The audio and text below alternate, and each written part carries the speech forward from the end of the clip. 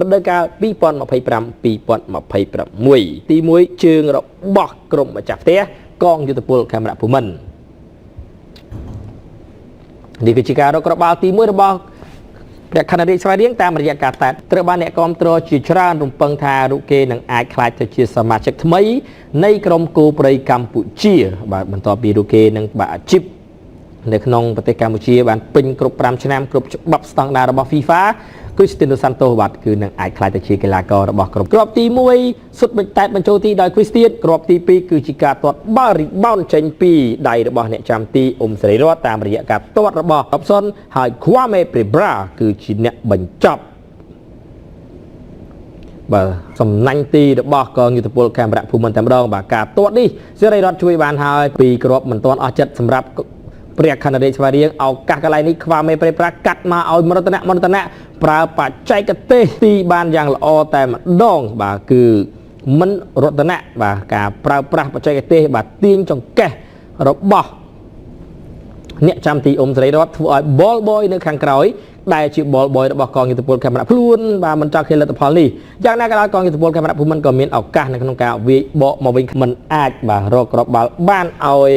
កងយុទ្ធពលខេមរៈភូមិន្ទតាមពីក្រោយព្រះខ័នរាជស្វាយរៀងបានឡើយបង្កើតឱកាសសាជាថ្មីម្ដងហើយម្ដងទៀតជាពិសេសគឺការបញ្ជូនបាល់យ៉ាងល្អមកឲ្យញៀនសុខធីដានស៊ីដានប្រើបច្ចេកទេសនៅក្នុងដោយអ្នកគ្រប់គ្រងក៏ដូចជាបាទកីឡាករបាល់ទាត់អ្នកចាំទីបាទគឺដឹងហើយបាទការសុទ្ធបែបនេះរបស់ស៊ីដាន10បាល់ចូល8ទៅ9បាល់ទៅហើយបាទគេថាដល់លំបាកបាទសម្រាប់អ្នកចាំទីយ៉ាងណាក៏ដោយបាទក្របទី4មិនអស់ចិត្តក្របទី5បាទក៏ជាការទាត់របស់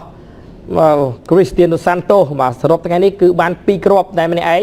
បានគ្រាប់នៅដើមបែបទី1សំលមមឲ្យអ្នកគ្រប់គ្រងបាទគេហៅថាសប្បាយចិត្តបាទគឺមិនបាច់ខ្វល់ទៀតទេប្រាប់អ្នកគ្រប់គ្រងរបស់ព្រះខ័នរាជស្វាយរៀងដែល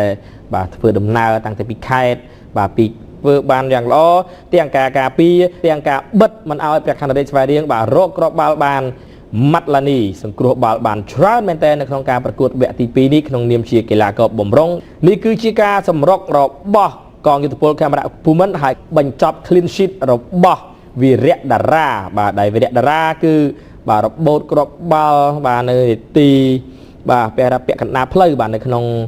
បាទវគ្គទី2ទៅហើយ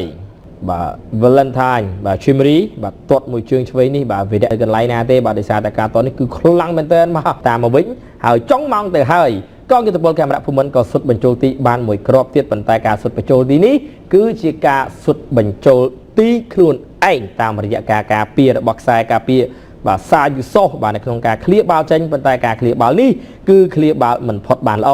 បើទោះបីជាមិនមានបាទសាយូសូសក៏ដោយបាទបាល់នេះគឺក៏នៅសល់សៀងចន្ទាបញ្ចប់ទីដែលជាគ្រាប់ទី6របស់